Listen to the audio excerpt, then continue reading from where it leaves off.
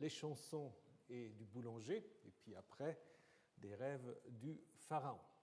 Donc, vous vous souvenez, ce que nous avons vu la semaine dernière au chapitre 39, Joseph se trouvait en prison, pas en prison telle qu'on l'imagine aujourd'hui, mais il était dans la maison du chef de garde, et maintenant, il va, dans cette maison-là, se révéler interprète.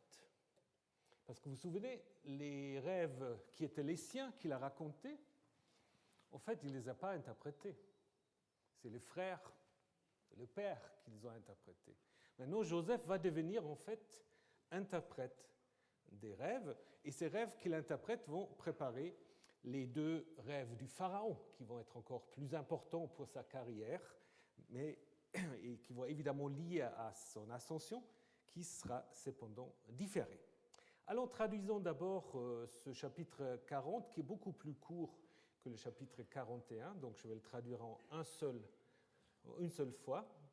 Voici, après ces événements, les chansons du roi d'Égypte et le boulanger avaient péché devant leur seigneur, le roi d'Égypte. Pharaon s'irrita contre ces deux fonctionnaires, contre le chef des échansons et contre les chefs des boulangers. Si vous comparez le verset 1 et 2, vous voyez, ce n'est pas tout à fait la même chose, on y reviendra. Il est mis aux arrêts dans la maison du chef des gardes, dans la prison, le lieu où Joseph était lié, capturé. Le chef des gardes établit Joseph pour être avec eux, et il les servit, et ils furent un certain temps aux arrêts. Eux deux eurent un rêve, chacun son rêve, dans une seule nuit. Le rêve de chacun selon son interprétation. Les chansons et le boulanger qui étaient au service du roi d'Égypte et qui étaient détenus dans la prison. Joseph vint vers eux le matin et il le vit, et voici qu'ils étaient mécontents, chagrinés, perturbés, le mot est assez difficile à traduire. Il interrogea les fonctionnaires du Pharaon qui étaient avec lui, qui se trouvaient aux arrêts dans la maison de son maître. « Pourquoi avez-vous l'air mauvais aujourd'hui ?»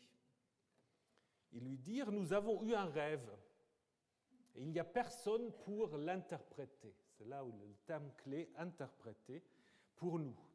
Joseph leur dit « N'est-ce pas à Dieu qu'appartiennent les interprétations ? Racontez-moi donc. » Alors vous voyez, n'est-ce pas à Dieu, mais racontez-moi. Le chef des échansons raconta son rêve à Joseph. Il lui dit « Dans mon rêve, voici une vigne se trouvait en face de moi. Et sur la vigne, il y avait 3 sarments, et elle était en train de bourgeonner. Sa fleur était montée et ses grappes faisaient mûrir des raisins. Quant à la coupe du Pharaon, elle était dans ma main. Je pris les raisins, je les pressai dans la coupe de Pharaon, et je mis la coupe dans la main de Pharaon. Joseph lui dit, ceci est son interprétation. Les 3 sarments sont 3 jours. Encore 3 jours et Pharaon élèvera ta tête et il te fera revenir à ton poste. Et tu mettras la coupe de Pharaon dans sa main selon la coutume d'autrefois, quand tu étais son échanson. Si tu pouvais te souvenir de moi, que j'étais avec toi, quand cela ira bien pour toi, de sorte que tu agiras avec moi loyalement. Tu feras que Pharaon se souvienne de moi et tu me feras sortir de cette maison. Oui, j'ai été kidnappé du pays des Hébreux. D'ailleurs, je n'ai rien fait, pourtant on m'a mis dans ce trou. Le chef des boulangers vit qu'il avait donné une interprétation bonne. Et il dit, moi aussi. Dans mon rêve, il y avait 3 corbeilles de pain blanc sur ma tête. Et dans la corbeille supérieure de toute la nourriture de Pharaon qu'un boulanger fait, et les oiseaux les mangeaient de la corbeille qui était au-dessus de ma tête. Et Joseph répondit et dit, ceci est son interprétation. Les corbeilles sont 3 jours. Donc il peut dire, ça va. Encore 3 jours et le Pharaon élèvera ta tête au-dessus de toi. Et il te pondra sur un bois et les oiseaux mangeront ta chair au-dessus de toi. Donc vous voyez comment on peut amener une frustration absolue, parce que ça commence exactement comme le premier rêve, hein, donc c'est ça. Le troisième jour, jour anniversaire de Pharaon, celui-ci fit un banquet pour tous ses serviteurs. Il éleva la tête du chef des échansons et la tête du chef des boulangers au milieu de ses serviteurs. Il fit revenir le chef des échansons sur sa charge d'échansons et il mit la coupe dans la main de Pharaon. Quant au chef des boulangers, il avait pondu selon ce que Joseph avait interprété. Mais le chef des échansons ne se souvint pas de Joseph, il l'oublia. Voilà comment se termine ce passage, évidemment qui n'est pas un passage indépendant qu'il faut lire après avec la suite, mais qui est évidemment très important pour comprendre un certain nombre de choses. La structure est assez simple, donc en fait, comme je vous ai dit, le thème clé de ce récit, le mot-clé, je vous ai déjà parlé plusieurs fois des mots-clés, là le mot-clé c'est interpréter, interprétation. Ça va être dans l'enquête de Joseph, on va dire il n'y a personne pour l'interprète, et l'interprétation que Joseph va donner pour les deux rêves va en effet se réaliser. Par contre, la requête de Joseph qu'il va donc formuler auprès de l'échanson, cette requête-là, elle sera différée, elle ne va pas se réaliser d'une manière immédiate. Alors, avant qu'on entre dans les détails, si vous avez fait attention, vous avez peut-être vu que ce n'est pas un récit qui est écrit d'une seule main. Il y a quelques révisions. Quelques révisions qui sont normales parce qu'il n'y a aucun texte biblique qui a été écrit d'un seul trait, bien que on a des traditions qui parlent d'inspiration, mais l'inspiration, quand on la regarde avec un regard d'historien, cette inspiration, elle se passe toujours par de nombreuses couches rédactionnelles. Il n'y a pas d'autre inspiration. Il y a toujours une réécriture. Alors, premier indice, c'est si vous prenez le verset 1 et le verset 2. Le verset 2, on a simplement Pharaon s'irrita contre le chef des boulangers et le chef des échansons. Alors qu'au verset 1, on ne parle pas de Pharaon, on parle du roi d'Égypte, et puis on ne parle pas du chef on parle simplement du boulanger et de l'échanson. Par contre, on dit qu'ils ont péché. Alors là, c'est assez clair. En fait, l'histoire primitive commençait simplement avec le Pharaon qui s'irrite, parce que pour qu'un roi s'irrite, il n'y a pas nécessairement des raisons. Il peut s'irriter parce que... Alors, le verset 1 voulait un peu expliquer, donc, même si on ne savait pas très bien, on dit ils ont péché contre Pharaon. Donc là, on voit typiquement une relecture. Et donc, du coup, on retrouve en fait dans la deuxième partie du verset 5 le même vocabulaire. C'est dans ces deux versets, on ne parle pas du chef des échansons et des boulangers, on parle simplement de l'échanson et du boulanger, ce qui apparemment fait partie donc de la même relecture. Autre indice, versets 14 et 15. Verset 14, c'est très clair, donc, où Joseph dit à l'échanson, donc tu te souviendras de moi, et il faut que tu me fasses sortir de cette maison, Baït. Alors que le verset 15 dit, et ça sort du contexte, j'ai été kidnappé du pays des Hébreux, d'ailleurs je n'ai rien fait et pourtant on m'a mis dans ce trou. Donc là, il y a deux idées différentes. Dans la première, en fait, comme je vous ai dit, dans l'histoire primitive de Joseph, Joseph est dans la prison, non pas comme prisonnier, mais au service de son maître qui le fait donc, qui le met au service des prisonniers. Alors que la deuxième partie dit « je n'ai rien fait », donc ça fait une allusion à quoi? À l'histoire de la femme séductrice en Genèse 39.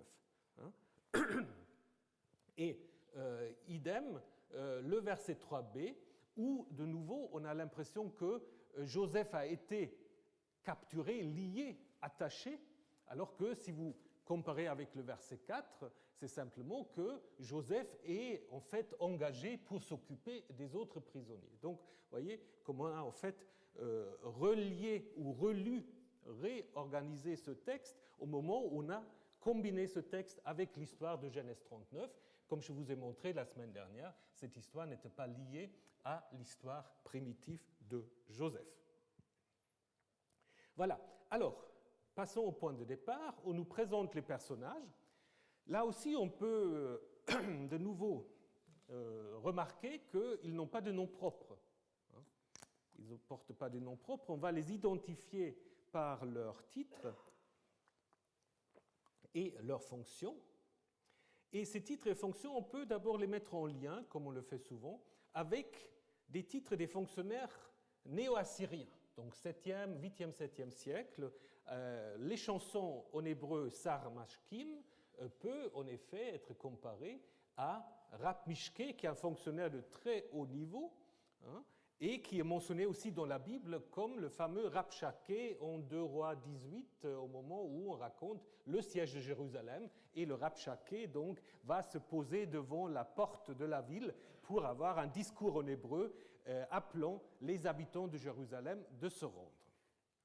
Idem, le boulanger a également donc un équivalent en assyrien, mais qui apparemment a une fonction moins importante. Néanmoins, on peut aussi faire des liens avec l'Égypte. Des liens avec l'Égypte, déjà le mot sar, qui veut dire le prince, le chef, le patron, ça c'est un mot qui est donc emprunté à l'égyptien.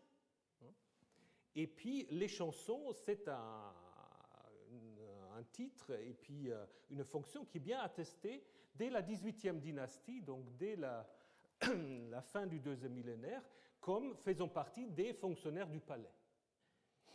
Vous savez, donc je crois que ça, c'est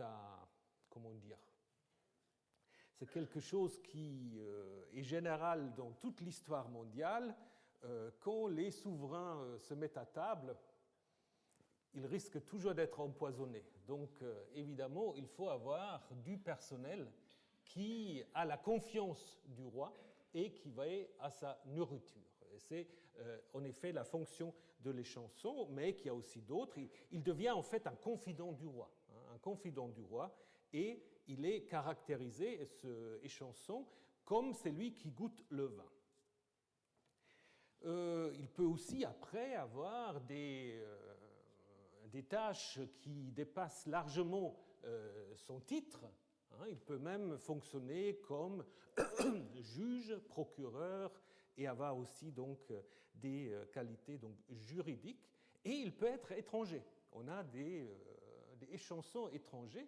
Le plus connu, on en a parlé dans un autre contexte du plus connu, c'est Bey ou Beya. Pourquoi je vous le montre? Parce que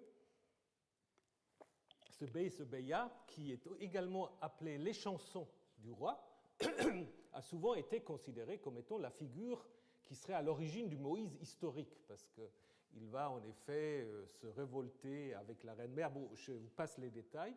On l'a vu quand on a parlé de Moïse, mais il porte aussi le titre d'échanson. Le boulanger, c'est également, le chef des boulangers, c'est également très important pour l'Égypte, parce que dans les textes égyptiens, on a pu donc comptabiliser une quarantaine de sortes de gâteaux différents, presque 60 variétés de pain. Difficile à traduire après, quand on veut traduire tous ces termes, donc, mais qui montrent en effet l'importance de la nourriture de base de blé. Et comme je vous disais, le pharaon, évidemment, a besoin de responsables de sa nourriture pour éviter toutes sortes de malheurs qui peuvent donc lui arriver. Donc, c'est des fonctions qui demandent évidemment que le roi peut avoir confiance à ces personnes. Les deux, donc, on a dit, se trouvent dans la prison. Cette expression Beit HaSohar n'est utilisée que dans certains versets de Genèse 39 et dans ceux de Genèse 40, dont je vous ai dit c'est probablement une relecture. Relecture qui peut aussi encore se confirmer par l'observation que Sahar n'est pas attesté en hébreu biblique, mais en hébreu post-biblique. Donc c'est un terme récent, c'est un lieu clos. Mais Sahar, c'est aussi après le nom du lieu où se tient le Sanhédrin, donc l'assemblée des gouvernants des Juifs. Donc maintenant, Joseph va rencontrer les prisonniers ça commence en fait avec cette remarque que chacun rêve un rêve selon ou avec son interprétation. Et après, ce terme de pitron va devenir le leitmotiv, le refrain. C'est le terme clé durant tout le chapitre.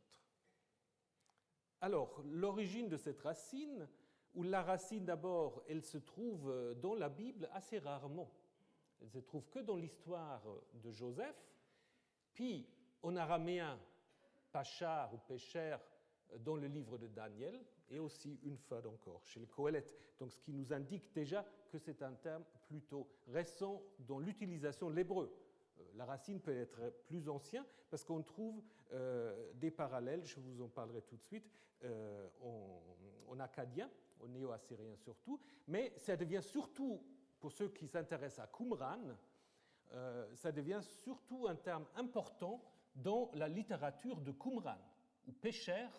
Pécher, c'est le commentaire. Vous avez des péchers, des livres, des pécherim, des livres prophétiques. Vous avez toujours en fait un passage d'un livre, et puis voici son interprétation, voici le pécher, et puis on interprète, on actualise. Donc là, l'interprétation est devenue en fait le commentaire, une interprétation écrite, alors qu'à l'origine, elle était probablement orale. Donc on a souvent postulé un lien avec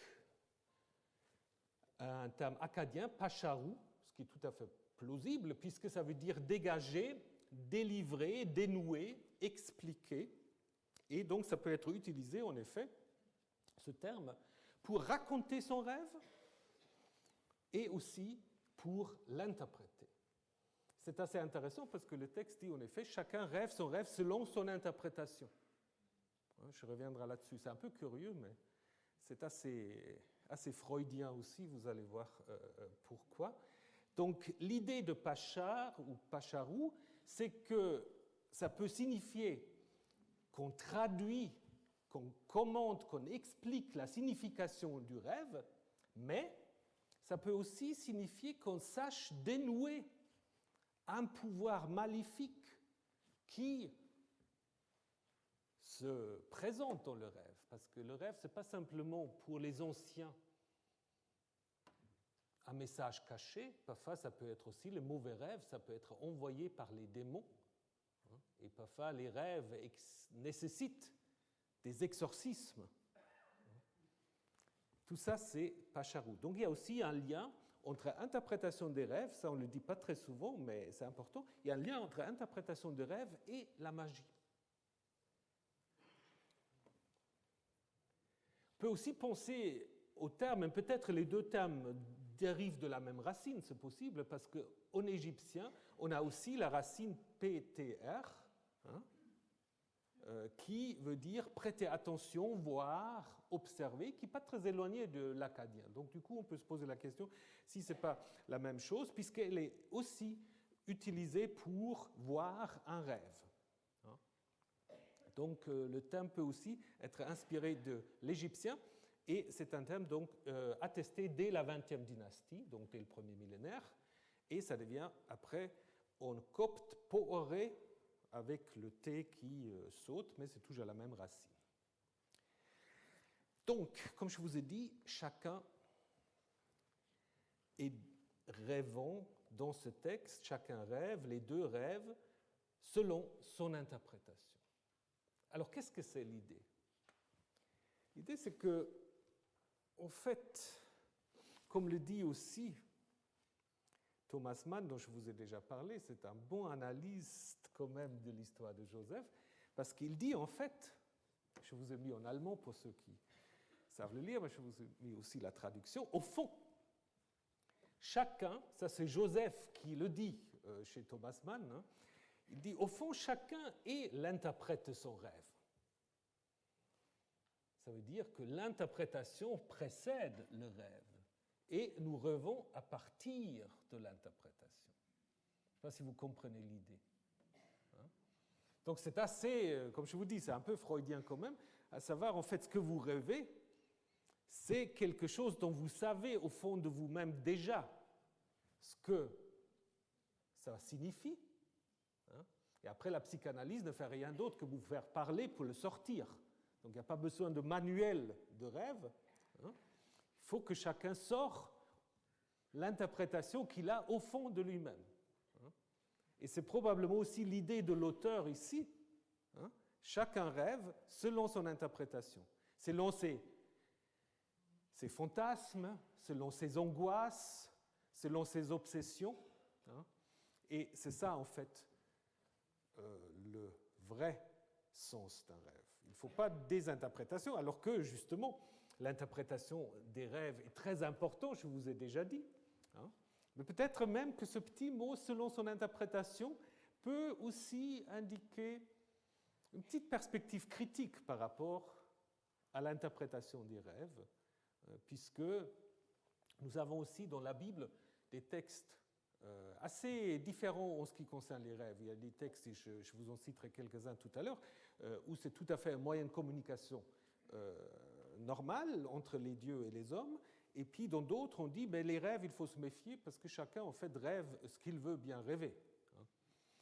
Donc, mais pour l'Égypte, alors l'interprétation des rêves est quelque chose tout à fait courant, ça se pratique dans la maison de vie, dans le Par Ankh, où c'est associé au temple, on forme les scribes, les scientifiques, toutes sortes de livres qui sont conservés là, les textes astrologiques, etc.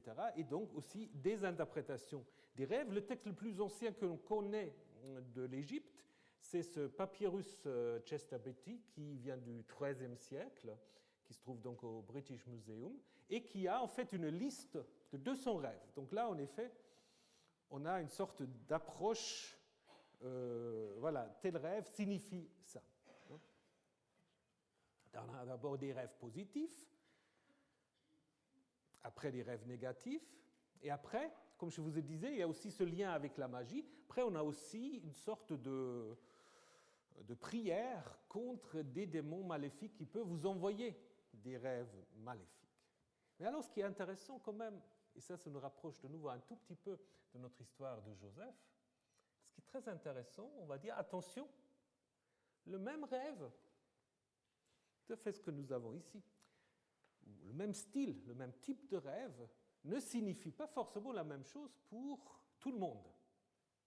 Puisque, on va dire, il y a des rêveurs qui sont les compagnons de Horus, le dieu Horus, prototype du pharaon, et il y a des rêveurs qui sont les compagnons de Seth. Alors Seth, c'est une divinité dont il faut se méfier. Et alors, donc, mais vous ne savez jamais si vous êtes du côté des compagnons de Horus ou vous êtes du côté des compagnons de Seth. Donc ça veut dire que ceux qui sont compagnons de Horus, normalement ça se passe bien. Ceux qui sont les compagnons de Seth, le même rêve peut avoir des conséquences moins agréables. Donc, une idée qu'on trouve justement en Genèse 40. Après, dans des textes plus récents, dans les papyri Carlsberg, oui, c'est comme la bière, qui ont sponsorisé ça, c'est pour cela que ça s'appelle comme ça. Donc là, les rêves sont classés d'une manière thématique. Et comme par hasard, il y a par exemple les différentes bières dont rêve un homme. Et les différentes sortes de bières, voilà, peuvent avoir après des significations différentes. Voilà. Donc, normalement, ceux qui interprètent les rêves, ce sont des prêtres, ce sont des scribes. Et en copte, donc celui qui est le chef, le Séba par Ankh, le chef de la maison de vie, devient aussi après un terme technique presque pour l'oniromancien, donc c'est lui qui interprète les rêves. Et c'est seulement tardivement qu'on a des gens qui gagnent leur vie indépendamment du temple avec ça. À l'époque ptoléméenne, on a trouvé ici à Memphis donc, une enseigne d'un oniromancien professionnel. Hein? Donc c'est une sorte d'enseigne à l'extérieur de la boutique où c'est marqué « J'interprète les rêves au nom de la divinité. Et puis, il rajoute, c'est un crétois qui les interprète. Alors, est-ce que les crétois étaient connus pour interpréter les rêves? On ne le sait pas. Vous avez avec aussi le taureau Sérapis qui est associé aussi, donc c'est une sorte de mélange entre une divinité grecque et égyptienne, aussi associé en fait à l'interprétation des rêves. On avait dit que les deux rêveurs sont chagrinés, bouleversés. Alors, parfois, on dit que la racine qui est assez peu utilisée dans la Bible, et comme par hasard se trouve de nouveau dans les livres de Daniel, peut dire être languissant faible, mais dans d'autres contextes, et je pense qu'on n'a pas besoin de dire que ce deux racines différentes, parce que c'est les trois mêmes consonnes, c'est plutôt une idée de colère, donc ils sont inquiets, ils savent pas très bien qu'est-ce qu'ils... Oui, ils sont dans un état difficile à décrire, donc inquiets, chagrinés, mais aussi un peu excités. Et pourquoi? Parce qu'il n'y a pas d'interprète. Ils sont aux arrêts, donc ils n'ont pas tellement de moyens de consulter un interprète. Et c'est là, en effet, Joseph va intervenir. Et c'est justement la situation différente, parce que le pharaon, bien sûr, lui, il va pouvoir consulter sans problème les interprètes. Donc nous avons déjà vu comment Joseph va se substituer d'une certaine manière à Dieu en disant, n'est-ce pas à Dieu qu'appartiennent les rêves, ou les interprétations plutôt? Racontez-moi donc ce que Dieu fait, moi je peux le faire. Voilà, c'est comme ça. Alors on peut dire il se propose comme médiateur, mais donc je pense dans l'histoire de Joseph, celui-ci n'est pas simplement ou pas vraiment un modèle de modestie, Joseph. Bien qu'après les pères d'Église ont essayé d'en en faire, mais je ne pense pas. Il prépare sa stratégie quand même. L'idée que c'est par les rêves que les divinités s'expriment, ça c'est tout à fait courant. Un papyrus assez récent dit que Dieu a créé le rêve, donc égyptien, pour montrer aux rêveurs le juste chemin. Tout à fait pareil dans la Bible hébraïque, dans le livre des Nombres. S'il y a un prophète parmi vous, c'est par une vision que moi, Yahvé, je me fais connaître à lui, ou c'est dans un rêve, Chalom, que je lui parle. Donc là, c'est tout à fait normal. Par contre, il y a aussi des textes, comme je vous ai dit, on met en garde contre ceux qui se réfèrent à leurs rêves. Alors lorsque Joseph dit « c'est à Dieu qu'appartiennent les rêves », est-ce qu'il veut polémiquer contre les interprètes professionnels? Mais il va, comme je vous ai dit, plus loin, puisqu'il va en effet prendre la place de Dieu en donnant l'interprétation. Donc le premier rêve de les chansons, vous le connaissez avec la vigne, c'est donc d'abord une description qui est suivie d'un événement. Et ce qui est important dans ce rêve-là, Pharaon est mentionné 3 fois. Contrairement au rêve du boulanger, où Pharaon est totalement absent. Donc c'est déjà un peu une indication que le lien entre les deux et Pharaon ne va pas être défini de la même manière. Alors, le vin est évidemment important aussi dans les livres des rêves. Il y a de nombreux rêves qui sont en lien avec le vin. Je vous cite, « Si un homme se voit en rêve boire du vin, bien, il vivra en droiture, bien, cela signifie l'ouverture de sa bouche pour parler. » Bon, ça, c'est possible si on boit beaucoup de vin. Et puis, il y a plus tard Artémidore d'Éphèse, qui a aussi publié une Onerocritica, donc une sorte de manuel des rêves. Il dit « Les rêves dans lesquels apparaît du vin, ce sont des rêves qui vont se réaliser vite. » Le vin en Égypte est évidemment un boisson qui est un boisson noble, contrairement à la bière. La bière, c'est la boisson de tous les jours. C'est aussi un objet de sacrifice. C'est la boisson des dieux et des morts dans l'au-delà. Donc c'est aussi associé un peu à la vie. C'est un signe de vie après la mort. Donc on peut voir aussi dans beaucoup des tombeaux, comme ici, les peintures sont décorées avec des grappes de raisin. Des grappes de raisin que vous avez ici. Donc le vin est lié aussi à la vie après la mort. Donc peut-être déjà c'est aussi sa profession, mais évidemment il y a un lien assez facile à faire. Après, dans la suite du rêve, on nous dit qu'il est en train de presser du vin, disons du raisin dans la coupe, mais en fait ce n'est pas encore fermenté. Alors soit c'est un raccourcissement, ou alors c'est en effet une coutume qui est attestée dès l'époque ptoléméenne. Donc on arrive quand même souvent à l'époque ptoléméenne avec Joseph.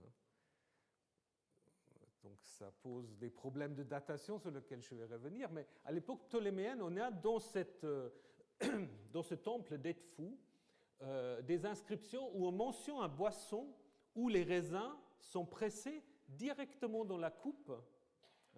Et ici, vous voyez l'échanson, mais en fait, c'est Pharaon qui prend la position de l'échanson face, en fait, à la divinité, à Horus. Donc, l'interprétation que Joseph a donnée, mais est-ce qu'il y aura eu besoin d'interprétation de ce rêve? Ça, on peut aussi se poser la question. Est-ce que c'est un rêve qui se comprend tout seul ou pas? De toute façon, on constate que Joseph n'hésite pas. Il va très vite. Les 3 sarments, c'est 3 jours. Et en effet, on va apprendre qu'en 3 jours, il y a l'anniversaire du roi. Alors, est-ce que Joseph, dans sa prison, il savait que en 3 jours, ce sera l'anniversaire du roi? Le texte ne le dit pas, il n'exclut pas. Ce n'est pas important. Ce qui est important, c'est qu'il va évidemment donner une interprétation positive du rêve, mais qui, semble-t-il, est quand même assez évident, non? Est-ce qu'on a besoin vraiment de Joseph pour le comprendre? Il va jouer en fait sur une expression qui va revenir dans les deux, élever la tête, Nassa Roche. Nassa Roche, en fait, apparemment, c'est un geste qui a été tout à fait pratiqué. Peut-être lors de l'audience ou d'autres occasions où apparemment quelqu'un s'agenouille devant le roi et le roi, avec sa main, va lui élever la tête. Donc on baisse la tête et évidemment le roi va élever la tête et on a en effet ce geste à la fin du livre des rois, lorsqu'on parle de la réhabilitation du roi Jéhoïakim, qui était le dernier roi judéen en prison à Babylone, qui va être sorti de sa prison et qui va être installé à la table du roi de Babylone. Et avant qu'il soit installé, on lui dit justement que le roi de Babylone éleva la tête de Joachim. Nassa et Roche Yehoyakim. Donc, l'échanson sera gracié apparemment, puisqu'il est en arrêt pour une condamnation éventuelle, mais il sera gracié par Pharaon. Donc, Joseph profite de cette interprétation positive pour formuler une requête. Alors, il n'est pas un interprète professionnel, puis il ne peut pas être payé, mais il veut un faveur. Il veut un faveur, donc, est-ce qu'il veut faire carrière à la cour d'Égypte? Possible. C'est en effet l'idée du verset 14, « Tu feras que Pharaon se souvienne de moi », alors que le verset 15 donne plutôt l'impression qu'il est en prison et qu'il veut sortir de sa situation de prisonnier. C'est les deux choses, mais dans le texte originel, je pense que c'était d'abord l'idée de améliorer sa situation.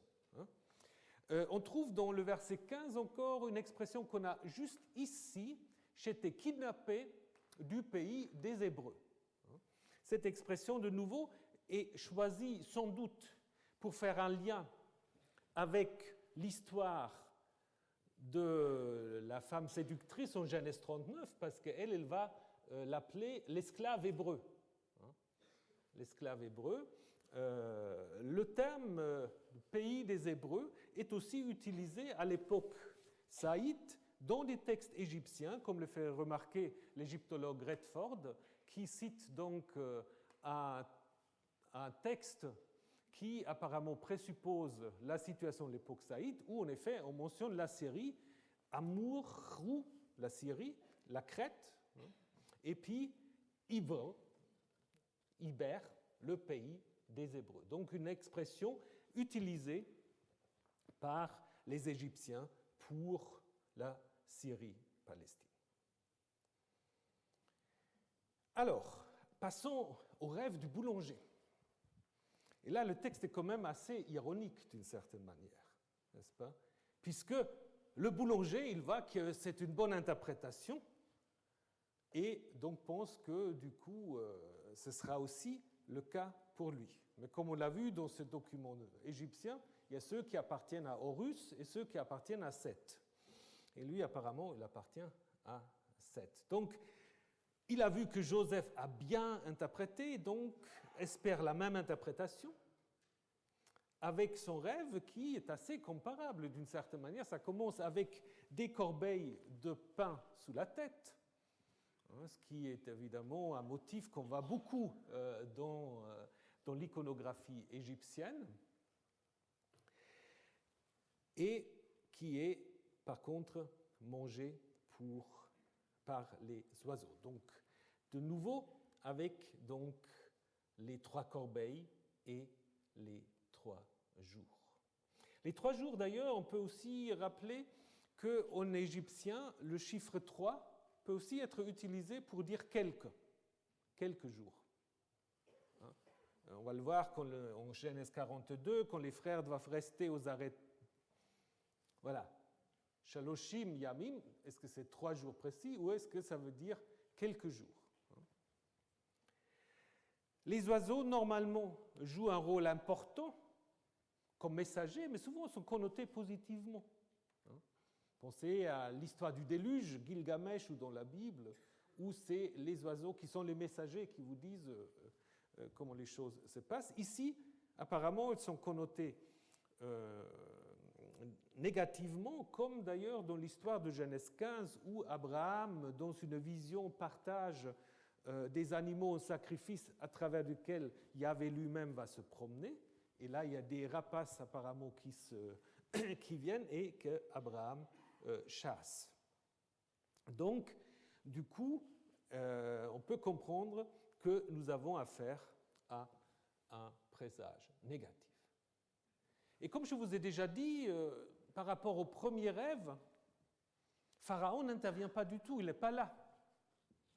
Et le rêveur, le boulanger, il est totalement passif, il ne fait rien. Il a ça sur la tête, et contrairement à Abraham qui chasse les oiseaux, lui, il ne réagit pas. Donc du coup aussi, je pense, le public, le lecteur, l'auditeur se rend compte que ça ne va pas trop bien se passer. Et en effet, c'est très bien construit quand même, parce que, comme je vous ai dit, ça commence exactement comme le premier rêve. Joseph lui dit, les 3 corbeilles sont 3 jours. Comme les 3 sermons, c'est 3 jours. Encore 3 jours. Et Pharaon élèvera ta tête. Et après, ça commence à changer. Puisqu'après, au-dessus de toi. Est-ce que c'est au-dessus de toi? Au-dessus de toi, donc ça peut, ça peut provoquer un petite hésitation. Et du coup, il annonce qu'il te pondra sur un bois. Et les oiseaux vont manger ta chair. Voilà. Alors, donc il annonce la peine de mort pour le boulanger.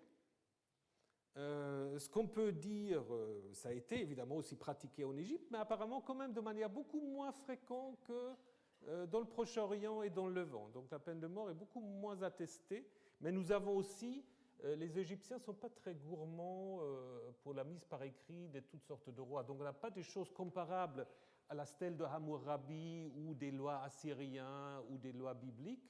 C'est seulement assez tardivement qu'on commence à avoir cette chronique démotique avec quelques lois, mais apparemment c'est plutôt une loi orale, mais toujours est-il qu'apparemment il y a moins de mise à mort que dans le Proche-Orient. Autre problème, quand on s'intéresse à ces choses-là, et puis je passé un certain temps à trouver une réponse, j'ai interrogé quelques égyptologues. Donc la pendaison ne semble pas attestée en Égypte comme peine de mort. Parce que Joseph, en fait, dit que le pharaon te pendra.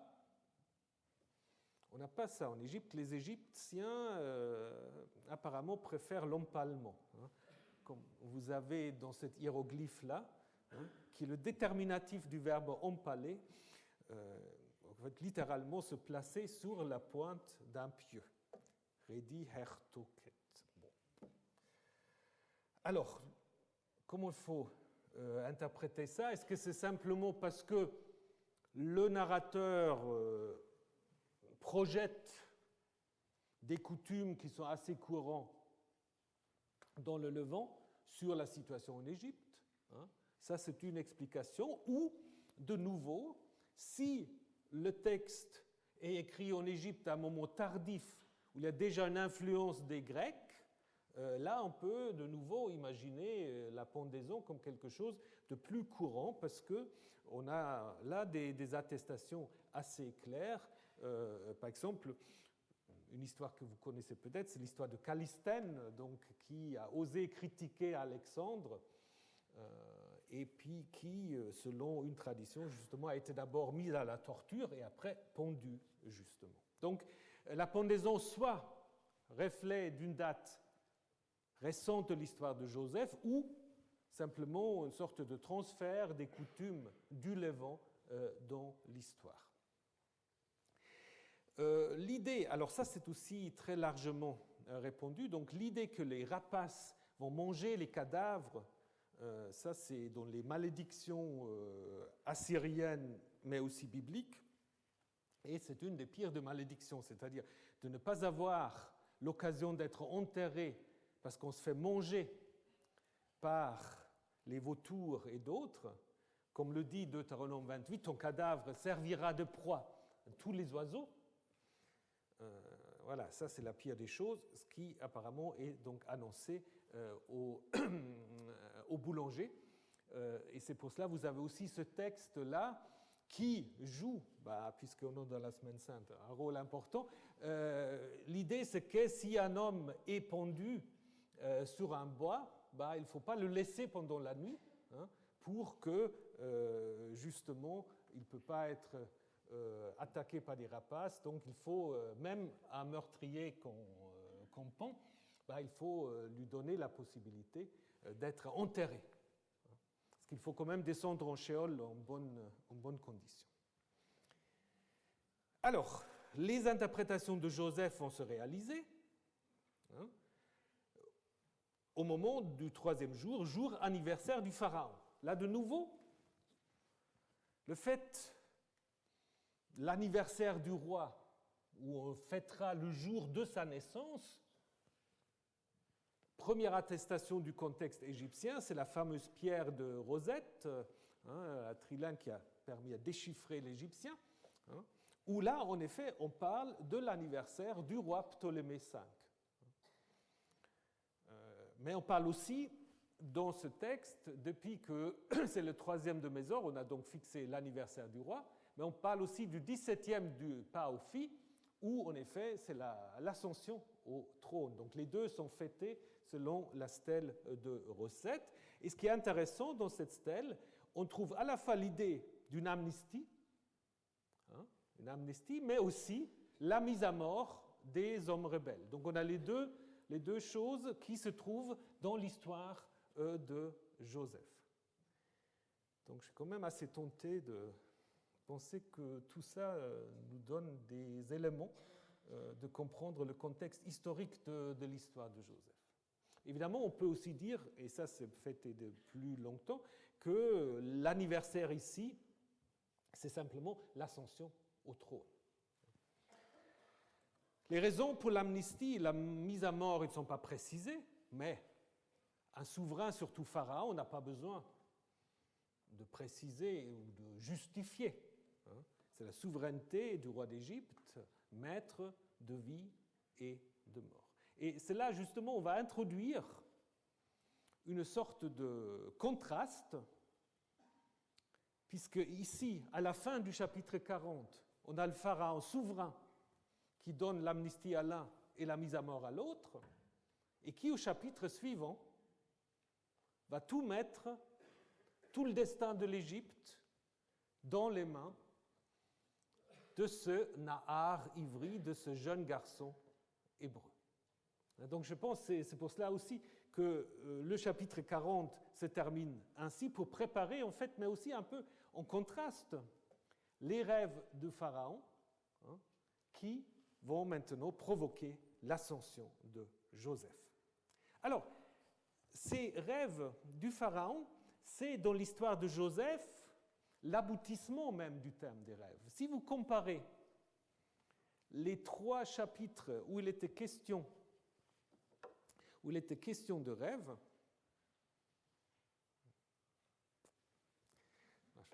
alors, en 37, en 40 et puis en 41. Alors, c'est évidemment les sujets sont différents. D'abord, c'est Joseph qui rêve, après ces 2 fonctionnaires importants, après l'homme le plus important. Il y a un changement aussi par rapport à Joseph. Ces rêves, on l'a vu, Joseph ne les interprète pas. Les rêves de l'échanson et du boulanger, il les interprète. Et les rêves du pharaon, il ne fait pas seulement interprète, mais il donne aussi des conseils. Il dit ce qu'il faut faire. Donc les rêves, apparemment, ils ne sont pas une fatalité, on peut se prémunir aussi. Et évidemment, les 3 rêves ont aussi des conséquences différentes pour Joseph. Le premier, ces rêves vont d'abord faire qu'il arrive au trou, et puis en Égypte, donc il y a une descente. Après, interprétation des rêves, les chansons et des boulangers, la situation reste inchangée pour Joseph, et l'interprétation des rêves de Pharaon, ça c'est l'ascension. Donc il y a descente, on reste stable et on remonte. On devient donc l'homme le plus important derrière le Pharaon. Donc c'est pour cela ces 3 textes, un élément en plus pour dire que le chapitre 39 sort un peu de ce contexte-là, et donc on comprend la logique mieux encore si on le lit à la suite. Donc si vous regardez ce que nous avons dans ce chapitre très long, c'est pour cela que je ne vais pas vous le traduire en une seule fois, parce que ça fait quand même 57 versets. C'est structuré autour de 2 thèmes, les rêves de Pharaon, d'abord à la 3e personne et puis à la 1re personne. C'est aussi une particularité, parce que là c'est la seule fois dans l'histoire de Joseph où les rêves sont d'abord racontés par le narrateur, parce que dans les autres rêves, c'est toujours les rêveurs qui les racontent. Ici, c'est le narrateur qui donne une sorte de description quasi objective, et après racontée encore une fois par le pharaon, par le rêveur. Et puis après, interprété, et la réalisation de l'interprétation et des conseils vont être relatés. Donc ça, ce qui est marqué en fait en rouge. En noir, c'est l'autre thème, c'est le changement de la situation de Joseph, qui va sortir de sa prison, qui va en effet se voir donc récompensé par Pharaon, et qui va commencer son ascension, mais aussi sa transformation. Là, Joseph va définitivement devenir un Égyptien. Il va prendre un nom égyptien, va épouser une femme égyptienne, et il va commencer à s'habiller comme les Égyptiens. Alors, l'idée qui est derrière, d'abord, c'est un thème narratif qu'on a par ailleurs dans la Bible et ailleurs, c'est l'idée de l'ascension d'un homme sage. Parallèle le plus proche dans la Bible, c'est la figure de Daniel, qui a un destin tout à fait comparable. Et après, il y a la tradition de Achikar. Je ne sais pas si vous connaissez Achikar. Achikar est connu, et c'est de nouveau intéressant par rapport à l'histoire de Joseph. Achikar, c'est une figure d'un sage qui aurait vécu en Assyrie à l'époque de Sennacherib, mais ça on n'en sait rien. Les textes les plus anciens que nous avons, ce sont les textes araméens qu'on a trouvés dans la communauté judéenne d'Éléphantine. Et c'est Achikar aussi, et en quelque sorte le conseiller intime du roi, qui justement aussi lui permet d'échapper à toutes sortes de malheurs, qui lui-même devient victime d'un complot, etc. Mais il est tout à fait comparable, et finalement, il est associé à une collection de proverbes, de textes de sagesse, qui sont mis sur son nom. C'est Achikar, il est aussi mentionné dans le livre de Tobit, et plus tard, on a des histoires sur lui plus élargies encore que la version araméenne, en syrien, arménienne, etc. Donc, figure assez importante, Achikar. Donc, l'idée, c'est toujours pareil. Le roi se trouve devant un problème que les conseillers ne peuvent pas résoudre. On dit au roi, contrairement aux spécialistes de la cour, il y a quelqu'un qui est dans une situation souvent pas agréable, qui peut résoudre leur énigme, donc, et cette personne de rang inférieur, en effet, va aider le roi à affronter le problème, et donc celle-ci est récompensée ensuite et devient un personnage important dans l'Empire. Donc c'est une structure narrative qui est comparable à ces trois textes, et aussi d'une certaine manière à Mardochée dans le livre de Esther. Alors commençons avec les rêves du pharaon. Au bout de 7 années, au bout de 2 années, 7 ça va venir après, au bout de 2 années pleines, Pharaon était en train de rêver. Voici qu'il se tenait près du fleuve. Et voici du fleuve, 7 vaches étaient en train de monter, belles d'aspect et grasses de chair. Elles se mirent à paître dans l'herbe du marais.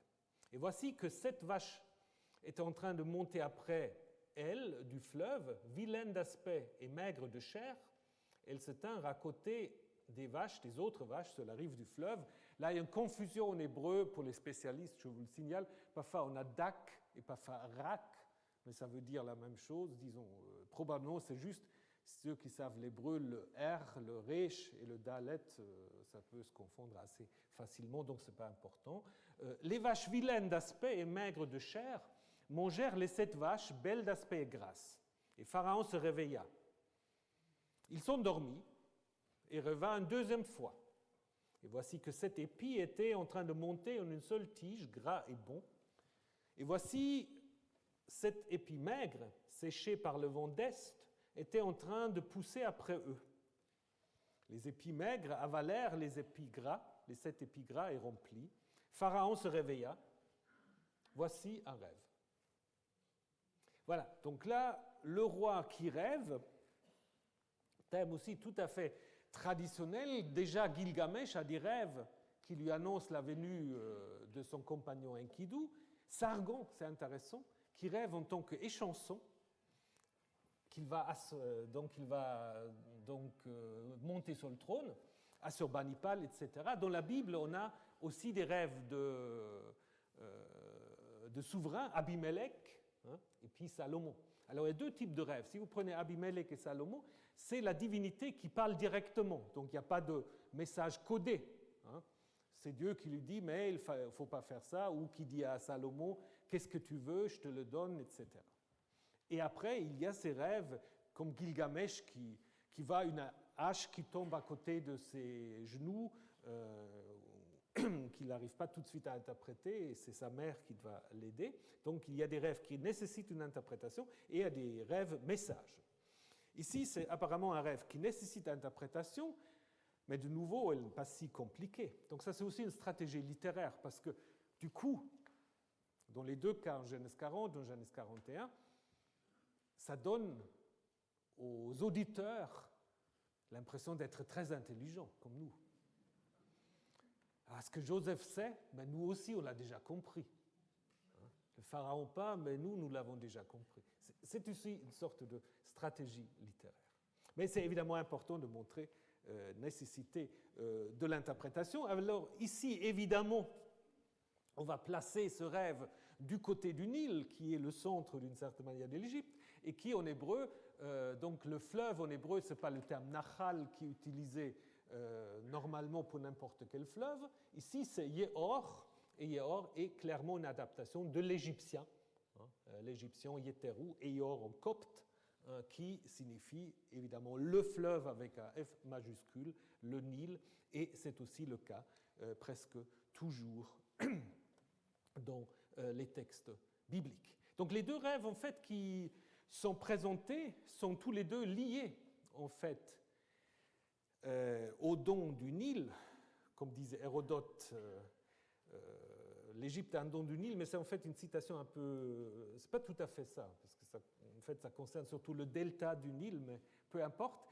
Les deux rêves, l'élevage du bétail et l'agriculture, dépendent en effet directement des inondations du Nil, de l'eau que le Nil peut nous amener. Et puis, les vaches, il y a beaucoup de choses qu'on peut associer quand on parle des vaches qui se promènent du côté du Nil. Il y a d'abord une vache qui s'appelle Mehet Uret, en fait c'est une déesse, Mehet Uret, une déesse très ancienne dont le nom signifie la grande nageuse ou le grand flot, et qui est donc liée à l'eau, évidemment, à l'abondance, d'abord à l'océan primordial, mais qui plus tard aussi sera assimilée à Hathor et à Naït. Naït, c'est intéressant parce qu'après, la femme de Joseph va s'appeler Asenet, qui veut dire celle qui appartient à Naït. Donc, elle est mère de Horus et donc aussi mère du pharaon. Donc, le pharaon va des vaches, il y a aussi un lien, comme pour Hathor, c'est pareil. Hathor qui est la protectrice du Nil, la déesse mère, qui devient aussi la déesse de la musique, de la danse. Et ensuite, les 7, le chiffre 7, certainement comme dans tous les textes, disons tous les textes, dans toutes les cultures du Proche-Orient ancien, l'idée d'une complétude, liée d'abord à des phases lunaires. Après, en Égypte, on a aussi des groupes divins à 7. Et ce qui est intéressant en hébreu encore, le terme hébreu Sheva, 7, peut aussi faire penser à un autre terme qui est important dans cette histoire, Saba, abondance. Sheva, Saba, donc ce n'est pas par hasard non plus. On peut encore aussi signaler que dans le livre des morts, on a 7 vaches. Donc là, vous avez les 7 vaches avec un taureau. Vous avez 7 vaches qui fournissent aux morts du pain, la bière et les autres provisions dont il a besoin. D'ailleurs, dès l'époque ptoléméenne, de nouveau, le hiéroglyphe vache couchée, parce qu'il y a toutes sortes de hiéroglyphes vache couchée, peut aussi être utilisé dans l'écriture du mot année ou an.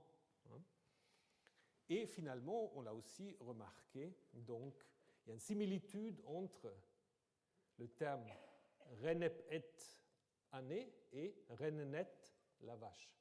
Donc, je pense que tout ça fait comprendre pourquoi on a choisi les vaches. De nouveau, en hébreu, vous pouvez faire un autre lien encore entre para, la vache, et la racine para, qui signifie simplement la fertilité. Donc, tout ça est lié en fait déjà au rêve, mais c'est aussi un rêve qui est un peu, ça c'est aussi très freudien, qui peut aussi marcher par des allusions même de mots. Des mots qui tout à fait font penser après à autre chose. Les vaches, on nous dit qu'ils se trouvent dans un marais, et de nouveau, c'est un terme en hébreu qui est très rare, achou, qui vient probablement de nouveau d'un terme égyptien, achi, et comme par hasard, de nouveau attesté à partir de l'époque ptoléméenne. Donc on est toujours quand même chez les Ptoléméens. Voilà. Alors, les vaches, les épis. donc beaucoup plus bref. Le deuxième rêve renvoie au blé. Et évidemment, en renvoyant au blé, vous avez déjà, si vous voulez, une allusion à ce que Joseph va proposer, le stockage du blé. Et en même temps, il y a aussi une sorte d'encadrement avec le tout premier rêve de Joseph. Si vous vous souvenez de ce tout premier rêve de Joseph, c'est aussi un rêve de gerbe de blé. Donc voilà, le boucle est bouclé d'une certaine manière ici. Alors on nous dit que ces épis sont séchés par le vent d'Est, Kadim. Alors là, évidemment, il faut dire, c'est clair que c'est un contexte palestinien, si on le prend à la lettre, parce que Kadim, c'est vraiment le vent d'Est, qu'on appelle le Khamsim, celui des 50, ou le Sirocco aussi, et qui, en effet, peut venir directement de l'Est ou un peu du Sud-Est, alors qu'en Égypte, le vent chaud vient du Sud. Alors, est-ce que ça veut dire nécessairement que l'auteur se situe en Palestine, comme on le dit parfois, ou est-ce que c'est simplement que l'auteur prend Kadim, qui fait partie de sa langue, pour le vent chaud, qui vient justement toujours dans des périodes de transition entre la saison de sécheresse et la saison de la pluie. Toujours est-il que ces premiers rêves donc, font que Joseph arrive devant le pharaon. Au matin, son esprit fut troublé. Il envoya à plat tous les prêtres et devins de l'Égypte et tous ses sages. Pharaon leur raconta son ou ses rêves, selon les manuscrits, mais, ça c'est important, il n'y avait personne pour les interpréter. Le chef des échansons dit à Pharaon, « C'est ma faute. Je me souviens aujourd'hui, Pharaon s'était mis en colère contre ses serviteurs. Il m'avait ou il les avait mis aux arrêts dans la maison du chef des gardes, moi et le chef des boulangers. Nous avons eu un rêve dans une et la même nuit, moi et lui, nous avons rêvé, chacun son rêve selon sa signification. Là-bas se trouve avec nous un adolescent, un Nahar hébreu, serviteur du chef des gardes. Nous lui avons raconté et il a interprété pour nous nos rêves. À chacun, il interpréta selon son rêve. Et comme il avait interprété pour nous, ainsi cela arriva. Il me fait revenir dans ma position et lui, il le pondit. Pharaon envoya et l'appela Joseph, on se dépêcha de le faire venir du trou. Il se rasa, ou on le rasa, changea son manteau et il vint devant Pharaon. Et Pharaon dit à Joseph, j'ai eu un rêve, il n'y a personne pour interpréter. Et j'ai entendu dire que, en ce qui te concerne, tu entends un rêve pour l'interpréter. Donc tout le discours, donc vous voyez, ça commençait au verset 8, personne pour interpréter, et si toi tu entends pour interpréter. Et Joseph répondit, Vaya'an au Pharaon, pas moi. Dieu, Ya'ané, répondra ou annoncera le shalom, le bien de Pharaon. Voilà, donc de nouveau, Joseph et Dieu, même combat d'une certaine manière, avec la même chose. Et nous allons voir la semaine prochaine comment Joseph profite de la situation pour se positionner, mais pour aussi sauver Pharaon et l'Égypte, mais d'une manière dont on peut discuter. Donc c'est déjà le début de l'invention du capitalisme sur lequel je reviendrai. Et en attendant, je vous retrouve la semaine prochaine. Et puis on verra comment les frères aussi vont se situer par rapport à cela. Alors bonne semaine et à la semaine prochaine.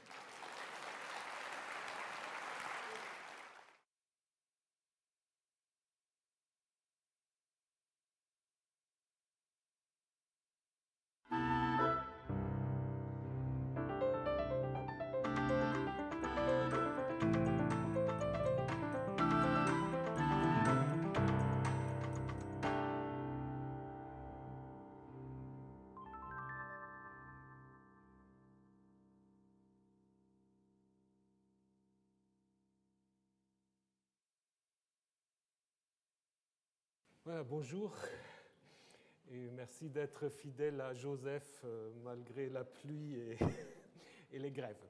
Voilà, donc nous avons vu la semaine dernière les rêves du pharaon et ces rêves vont donc amener Joseph sur la scène qui toujours était donc dans sa prison.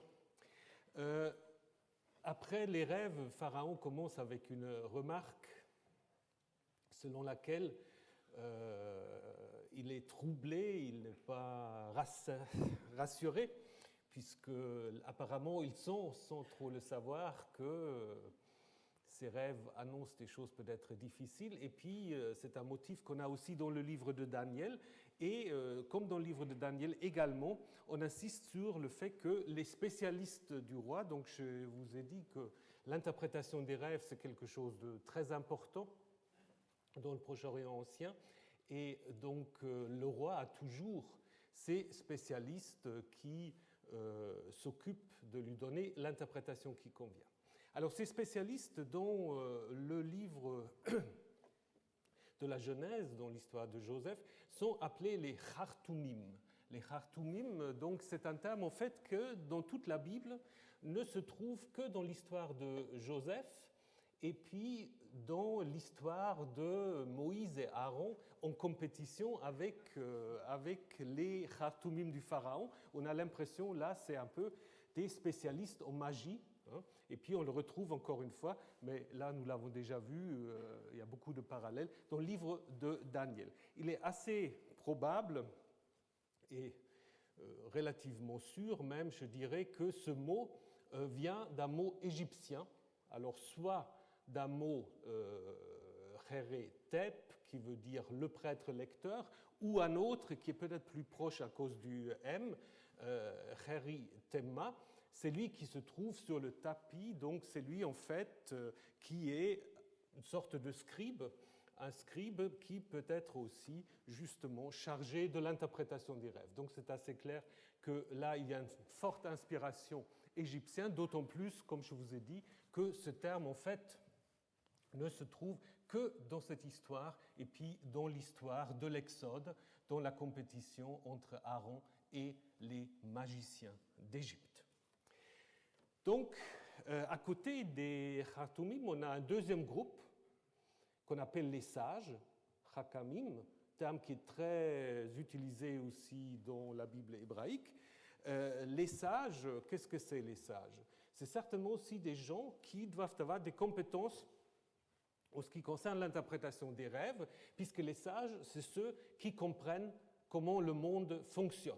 Un sage sait comment marche le monde. Chez les Égyptiens, la Ma'at, donc l'ordre selon lequel le monde est construit. Et on a dans la Bible quelques textes qui critiquent les sages. Et ça, c'est très intéressant parce que si vous prenez ce texte-là dans le livre d'Ésaïe, deuxième partie d'Ésaïe, donc une collection de l'époque perse, ou peut-être même encore plus récent, on a cette annonce « Je neutralise les signes des augures, les devins, je les fais divaguer, et je renverse les sages en arrière, et leur science, je la fais délirer. » Donc là, les sages sont rapprochés aux devins et aux augures. Donc là, on voit très bien que c'est aussi en Israël une compétence des sages qui, plus tard, au moment où on passe vers l'idée que Yahvé se révèle que par ses prophètes et par Moïse, ce type d'accès à la parole ou à la volonté divine était considéré comme illégitime, et donc du coup on a cette critique-là. Mais on va derrière cette critique, en fait, quelle est la fonction première de ces sages, hein, c'est